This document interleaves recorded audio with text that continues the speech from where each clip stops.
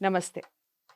Doctor Sudheer Sharma గారితో మనం ఎన్నో కార్యక్రమాలు చేస్తూ ఉన్నాం. మీ నుంచి కూడా మంచి స్పందన లభిస్తూ ఉంది. ఆధ్యాత్మికంగా ఎన్నో ఉన్నతమైన కార్యక్రమాలు చేసే సుధీర్ శర్మ గారు ఈరోజు ఒక మంచి విషయం గురించి మాట్లాడబోతున్నారు. అది ఏమిటి? ఎందుకు? దానికి సంబంధించిన పూర్తి వివరాలు గురువుగారి మాటల్లోనే విన్నాం. దానికన్నా ముందు మీరు చేయాల్సింది ఇలాంటి కార్యక్రమాలు ఆధ్యాత్మికమైనటువంటి ఇటువంటి కార్యక్రమాలు మీరు గురువుగారి ద్వారా తెలుసుకోవాలనుకుంటున్నారు. ఈ విషయాలన్నీ కామెంట్ బాక్స్‌లో తప్పకుండా తెలియచేయండి. చేసిన ప్రతి వీడియోని ఫస్ట్ నుంచి లాస్ట్ వరకు చూసే ప్రయత్నం చేయండి. మధ్యలో చూసినా, స్కిప్ చేసినా విషయం అర్థం కాదు. ఇక ఈరోజు తీసుకునే ప్రశ్న తల్లిదండ్రులకి సంబంధించింది. తప్పకుండా ప్రతి తల్లిదండ్రులు, ప్రతి పిల్లలు చూడవలసిన వీడియో ఇది. తప్పకుండా చూడండి. నమస్కారం గురువుగారు. శ్రీమాత్రే నమః. శ్రీ గురుభ్యో నమః. గురువుగారు అంటే తల్లిదండ్రులు మాక్సిమం ఎవరు శాపనార్థాలు పెట్టరు. కానీ అనుకోకుండా వాళ్ళు చేసే అల్లరి పనుల ద్వారా కానీ, చెప్పిన మాట వినకపోతే కూడా, ఇలాగే చేస్తే నాశనం అయిపోతావురా! లేకపోతే ఇలాంటివి మాట్లాడుతూ ఉంటారు. అవును. ఇలా తల్లిదండ్రులు పెట్టిన శాపనార్థాలు పిల్లలకసలు తగులుతాయంటారా? తగిలితే ఏ స్థాయిలో తగులుతాయి? ఆ పిల్లలు ఏ విధంగా ఉంటారు? చెప్పండి. మంచి ప్రశ్నమ్మా. అంటే ఇప్పుడు భవిష్యత్ తరాలకి, ఇప్పుడున్న తరానికి కావాల్సినటువంటి హ్మ్. చక్కటి ప్రశ్న, చక్కటి విషయం కూడా. హ్మ్. మన వేద శాస్త్రాల్లో, వేదాల్లో ఏం చెప్తుంది అంటే, నగాయత్ర్యాః పరం మంత్రం నమాతుః పరదైవతం అని చెప్పి చెప్తూ ఉంది. హ్మ్. అంటే హ్మ్. గాయత్రి మంత్రానికి మించినటువంటి మంత్రం లేదు, తల్లికి మించినటువంటి దైవం లేదు. హ్మ్. అంతేకాకుండా మనం ప్రతి సంవత్సరం వినాయక చవితికి చేస్తూ ఉంటాం. హ్మ్. దాంట్లో కథ వింటూ ఉంటాం. సుబ్రహ్మణ్యేశ్వర స్వామి వారు వాయువేగంగా అన్ని నదుల్లో స్నానం చేసి వస్తున్నారు. కానీ హ్మ్. వినాయకుడు మాత్రం తల్లిదండ్రులకే ప్రదక్షిణం చేస్తే అన్ని అవును. నదుల్లో ఆయన కనపడుతూ ఆ నదుల్లో స్నానం చేస్తున్నటువంటి ఫలితాన్ని పొందుతున్నారు అని చెప్పి హ్మ్. మనం చెబుతున్నాం. హ్మ్. అంటే అంత పరమ పవిత్రమైనటువంటి స్థానం తల్లిదండ్రులది. హ్మ్. ఇక్కడ ఎక్కువగా మరి ఎందుకో తెలీదు గానీ, తండ్రిని ఎప్పుడు వెనకేస్తూనే ఉంటారు. అంటే హ్మ్. వెనక పడే ఉంటాడు తండ్రి హ్మ్. స్థానం ఎప్పుడు హ్మ్. కూడాను. కానీ తండ్రి స్థానం కూడా చాలా గొప్ప స్థానం. హ్మ్. శాస్త్రాల్లో కానివ్వండి, మామూలుగా మనం మాట్లాడుతున్న వాటిల్లో కూడా మొట్టమొదటిగా అమ్మ, నాన్న అంటాం గానీ, నాన్న, అమ్మ అని పిలవం. అవును. అవునా? తల్లి, తండ్రి, గురువు, దైవం. దైవం అని చెబుతుంటాం. అంటే ప్రతి ఒక్క దాంట్లో కూడాను స్త్రీలకి ఒక ప్రత్యేకమైనటువంటి స్థానం. స్థానాన్నిచ్చారు. హ్మ్. అలానే ఈ తల్లిదండ్రులు చెప్పిన మాట వినకపోతే చిన్నప్పటి నుంచి చూడండి, మనం ఏదన్నా తుండ్ర పని చేసినా హ్మ్. పిల్లలు, హ్మ్. "నీ దుంప దెగ, నీ హ్మ్. దుంప పిలకయ్య" అని తిడుతూ ఉంటారు. అవును. అది మనం తిట్టనుకుంటాం. చాలా హ్మ్. మందికి తెలీదు. హ్మ్. తిట్లనుకుంటారు. హ్మ్. ఇక్కడ దుంప అంటే అజ్ఞానము అని అర్థం. హ్మ్. నీ దుంప తెగ అంటే నీ అజ్ఞానం పోవుగాక. పోవుగాక. అది ఒక ఆశీర్వచనం. ఓకే. తిట్టు కాదు. హ్మ్. హ్మ్.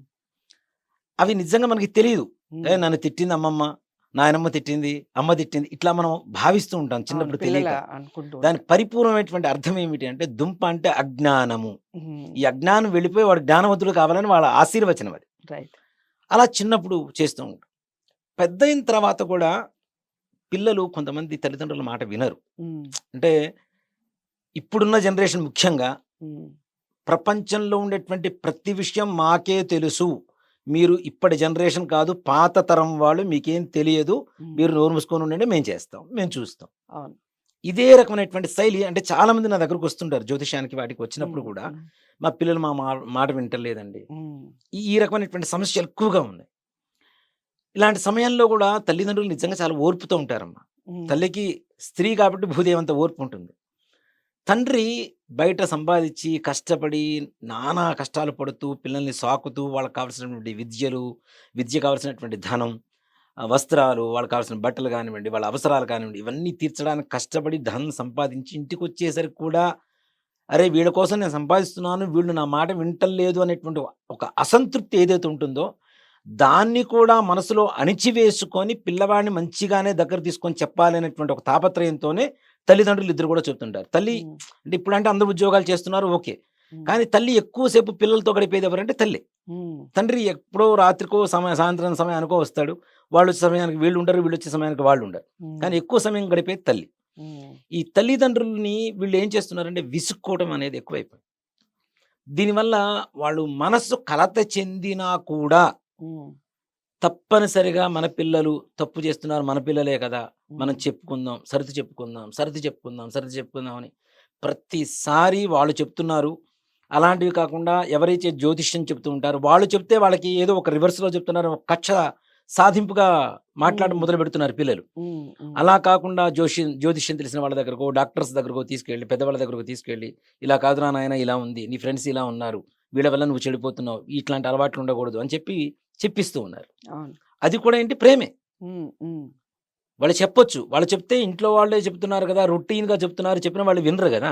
ఉమ్, ఇప్పుడు అట్లా అని ఇప్పుడు నేను చెప్తున్న మాటలు గ్యారంటీ ఇంట్లో తల్లిదండ్రులు ప్రతి ఒక్క పిల్లలకి చెప్తున్నటువంటి మాటలే. అవును. కానీ మనం చెప్పేవి ఎందుకు చెవికెక్కుతాయంటే, ఉమ్, ఎప్పుడో ఒకసారి చెప్తుంటాం. ఎప్పుడో ఒకసారి కనపడుతుంటాం గాబట్టి, ఉమ్, ఓకే. వీళ్ళు చెప్పేవి కొంచెం వాల్యుబుల్‌గా ఉన్నాయి. మనం విందామనేటువంటి ఒక ఆలోచన ద్వారా, కలుగుతుంది. మన ఉమ్, వీడియో ఉమ్, ద్వారా కనీసం ఒక్కళ్ళు మారినా చాలా చాలా ధన్యమే. అర్థమైంది. అవును. మన వీడియో సార్థకత సాధించినట్టే అవును. తప్పనిసరిగా. అవును. కాబట్టి ఇట్లాంటి పరిస్థితుల్లో తల్లిదండ్రులు తిడుతూ ఉంటారు. ఉమ్, దీంట్లో ముఖ్యంగా దీని గురించి చెప్పాలంటే పితృశాపం, స్త్రీ శాపం అని చెప్పి జ్యోతిష్యంలో 2 రకాలుంటాయి ఓకే. తప్పనిసరిగా. ఉమ్, దేనికి అంటే మన పూర్వీకుల వల్ల ఆడవాళ్ళు హింసించబడటం కానీ, ఉమ్, మగవాళ్ళు ఆత్మహత్యలు, ఉమ్, హత్యలు ఉమ్, ఇలాంటి కారణాల వల్ల చనిపోయి ఉండడం వల్ల కానీ, ఉమ్, అంతేకాకుండా చనిపోయినటువంటి వాళ్ళకి పితృశ్రాద్ధం అనేది తప్పనిసరిగా ఉంటుంది. మనం ఉమ్, పితృదేవతలు అంటాం. చనిపోయిన వాళ్ళని దేవతలు అంటాం. అవును. అంటే దేవుడితో సమానం. ఉమ్, ఉమ్, అంతేకాకుండా బ్రతుకున్నప్పుడు కూడా దేవుళ్ళతో సమానంగా చూసేవాళ్ళు ముగ్గురు. ఉమ్, ఓ నాలుగో వాళ్ళు ఇంకోళ్ళు ఉన్నారు. ఎవరు అంటే మాతృదేవో భవ, ఉమ్, పితృదేవో భవ, ఆచార్య ఆచార్య దేవో దేవో భవ, భవ, అతిథి అతిథి దేవో దేవో భవ. భవ. ఉమ్, ఈ నలుగురిని దేవుడితో సమానంగా చూడమని చెప్తున్నారు. ఉమ్, ఉమ్, ప్రత్యక్షంగా మన కళ్ళకు కనబడేటువంటి దేవతలు ఎవరన్నా ఉన్నారు అంటే ఈ నలుగురు: ఉమ్, సూర్యుడు, చంద్రుడు, అగ్ని, వాయు, నీరు, ఉమ్, ఆకాశం, భూమి. భూమి. వీళ్ళే మనకు కనబడే ప్రత్యక్షమైనటువంటి దైవాలు. ఉమ్, లైవ్‌లో మనతో మాట్లాడేటువంటి దైవాలు ఎవరంటే ఈ నలుగురు. ఈ ఉమ్, నలుగురిలో రెగ్యులర్‌గా ఎప్పటికి మనతో టచ్‌లో ఉండేవాళ్ళు ఎవరంటే తల్లిదండ్రులు. తల్లిదండ్రులే. అవును. అలాంటి వాళ్ళని మనసు బాధపెడితే ఎవరికైనా కలత చెందుతుంది. ఉమ్, ఉమ్, వాళ్ళకి ఒక ఓర్పు, సహనం అది దాటిపోయేంత వరకు ఈ పిల్లలు తీసుకొస్తే ఉమ్, తప్పనిసరిగా ఎవరికైనా మనసు బాధపడుతుంది. ఇప్పుడు ఉమ్, తల్లి తిడుతుంది, "ఒరేయ్! నా మాట వినరా, నాశనం అయిపోతావురా, ఇట్లా కాదురా, ఇట్లా చేయరా" అని చెప్తుంది. అవును. అవును. దాంట్లో కూడా ప్రేమే ఉంటుంది గానీ, వాళ్ళ మీద కోపం కాదు, బాధ ఆవేశం కాదు. ఉమ్, వాళ్ళు ఎక్కడ పెడదారిన పడిపోతారు, ఎక్కడ చెడిపోతారు అనేటువంటి ఒక బాధ, ఒక ఉమ్, ప్రేమ. ఉమ్, నా పిల్లలు సవ్యంగా ఉండాలి. వీళ్ళు బాగుంటేనే కదా ఆ నెక్స్ట్ జనరేషన్ బాగుండేది. రైట్. ఇప్పుడు మనం ఒక సంబంధం చూసేటప్పుడు ఏం చేస్తాం? వెనక 7 తరాలు, ముందు 7 తరాలు చూడమని చెబుతూ ఉంటాం. ఉమ్, ఉమ్, అంటే వీళ్ళ తరం బాగుంటే, వీళ్ళ నెక్స్ట్ అంటే వీళ్ళ పిల్లల తరం బాగుంటే, ఆ తర్వాత ఉండేటువంటి తరాలు బాగుంటాయి. ఉమ్, ఎక్కడైనా పిల్లలు చెడిపోతున్నారంటే దానికి కారణం ఎవరని చెబుతాం? తల్లిదండ్రులని చెప్తాం. రైట్. సో, కాబట్టి వీళ్ళకి కూడా చెడ్డ పేరు మనం తెచ్చిపెడుతున్నట్టే ఈ ఉమ్, పిల్లలు. ఉమ్, కాబట్టి మనకి జన్మనిచ్చినటువంటి తల్లిదండ్రులకి చెడ్డ పేరు తెచ్చిపెట్టడం కూడా తప్పు కాబట్టి, ఉమ్, ఈ పెద్దవాళ్ళు తిడుతున్నప్పుడు కూడాను దాంట్లో ఉండేటువంటి ఆవేశం కాకుండా వాళ్ళ ప్రేమని, బాధని అర్థం చేసుకుంటే ఉమ్, పిల్లల భవిష్యత్తు చక్కగా ఉంటుంది. ఉమ్, మరి ఈ శాపనార్థాలు తగులుతాయా అంటే, ఉమ్, వాళ్ళు ప్రేమతో తిడుతున్నారు. కోపంతో కాదు, బాధతో కాదు. నిజంగా అంటే చిన్న కథ చెప్పుకుందామమ్మా దీని గురించి. చెప్పండి. చెప్పండి గురుగారు. ఒక అనాథాశ్రమంలో నేను ఒక చోట ఉమ్, చదివాను ఇది. ఉమ్, నా కంట నీరు కూడా వచ్చేసింది ఈ కథకి. ఉమ్, ఒక అనాథాశ్రమంలో ఒక తల్లిని వృద్ధాశ్రమంలో చేర్పించాడు ఉమ్, ఒక కొడుకు. ఉమ్, వస్తుంటాడు, ఎప్పుడైనా ఒకసారి చూసిపోతూ ఉంటాడు. ఉమ్, కొన్ని రోజులకి వృద్ధాశ్రమం నుంచి ఫోన్ వచ్చింది. అయ్యా, ఉమ్, మీ అమ్మగారు అవసాన దశకు వచ్చేసారు, చివరి ఓకే. దశకి. ఉమ్, కాబట్టి ఒకసారి వచ్చి చూసి వెళ్ళండి అని. నేను బిజీగా ఉన్నాను, తర్వాత వస్తాను, తర్వాత వస్తాను. ఒక 4 రోజుల తర్వాత వచ్చాడు. వచ్చిన తర్వాత తల్లి చివరి మాటలు చివరి క్షణాల్లో ఉంది. నీ చివరి కోరిక ఏమైనా ఉంటే చెప్పు, నేను నెరవేరుస్తానని చెప్పి కొడుకు అడుగుతున్నాడు. ఉమ్, నాన్న, ఈ వృద్ధాశ్రమంలో ఏసీలు, ఫ్యాన్లు లేవు నాన్న, అవి పెట్టించు నాన్న. ఇంకో గంట 2 గంటల్లో పోతావు, అవన్నీ నీకెందుకు అంటే, నాన్న ఎప్పటికైనా నీ కొడుకులు నిన్ను ఇక్కడికి చేరిస్తే అవి లేకుండా నువ్వు ఉండలేవు నాన్న. ఉమ్, ఉమ్, కాబట్టి అవి పెట్టించురా అని చెప్పింది. అంటే ఉమ్, తల్లి హృదయం చనిపోతూ కూడాను ఆఖరి బిడ్డల క్షణాల్లో కూడాను బిడ్డ సుఖాన్ని. క్షేమం గురించి ఆలోచిస్తుంది. ఉమ్, అరే, నా కొడుక్కి ఇలాంటి పరిస్థితి వస్తే ఇలాంటి వాతావరణంలో వాడు ఉండలేడు అంటే ఉమ్, అంత ప్రేమ, తల్లి అవును. ప్రేమ. అవును. సో, అలాంటి వాళ్ళు శపిస్తారు, అవి తగులుతాయి అంటే శపించేంత స్థాయికి మనం తీసుకువెళ్ళకూడదు ముందు ముఖ్యంగా తల్లిదండ్రులు. ఉమ్, వాళ్ళని జాగ్రత్తగా చూసుకోవాలి. వాళ్ళకి జన్మనిచ్చారు మనకి. ఉమ్, ఇంత ఉమ్, స్థాయినిచ్చారు, ఇంత విద్యనిచ్చారు, ఇంత బుద్ధినిచ్చారు, సంపాదించుకునేటువంటి స్తోమతనిచ్చారు, పెళ్ళిళ్ళు చేశారు, పిల్లలు పుట్టారు. వీళ్ళందరినీ కూడా ఇంకా ఓ మాట చెప్పాలి అంటే తాతగారు మనవళ్ళని, మనవరాలను సాకుతూ పట్టుకొని ఉంటారు. ఆడిస్తూ ఉంటారు చక్కగా. రైట్. వాళ్ళకేం కావాలో ఇప్పటికీ చూడండి, కొంతమంది బామ్మలు ఉమ్, ఒక రూ. 10, రూ. 20 చేతిలో పట్టుకొని ఉంటారు మనవరో, మనవరాలో ఇంటికొస్తే. ఉమ్, అంటే ఈ రూ. 10తో వాళ్ళకేం వస్తుందనేది ఆలోచన వీళ్ళకి కాదు. వాళ్ళకివ్వాలి అన్న నా కోరిక. ద్వారా నా దగ్గర ఉన్నది అవును. వాళ్ళకివ్వాలి అనేటువంటి ఒక ప్రేమ ఏదైతే ఉంటుందో, ఆ రైట్. ప్రేమ మాత్రమే ఆ రూ. 10, రూ. 20 కనబడుతుంది. హ్మ్. హ్మ్.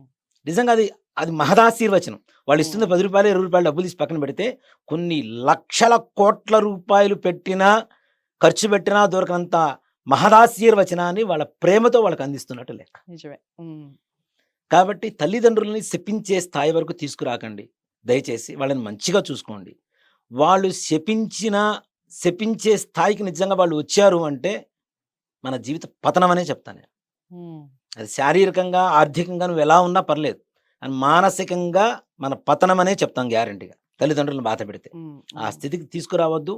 నిజంగా తల్లిదండ్రులు ఎవ్వరూ కూడా మనస్ఫూర్తిగా ఎవరిని శపించరు. హ్మ్. ఆ శాపంలో కూడా వాళ్ళ ప్రేమే ఉంటుంది. అది మాత్రం గమనించండి దయచేసి. ఓకే. హ్మ్. చాలా అంటే చాలా చక్కటి వివరణ గురువుగారు. ముఖ్యంగా మీరు చెప్పిన కథ నిజంగా అందరూ ప్రతి తల్లి, తండ్రి, ప్రతి పిల్లలు ఆలోచించాల్సిన విషయం. హ్మ్. చాలా చక్కటి వివరణ ఇచ్చారు. శ్రీమాత్రే ధన్యవాదాలు. నమః. శ్రీ గురుభ్యో నమః.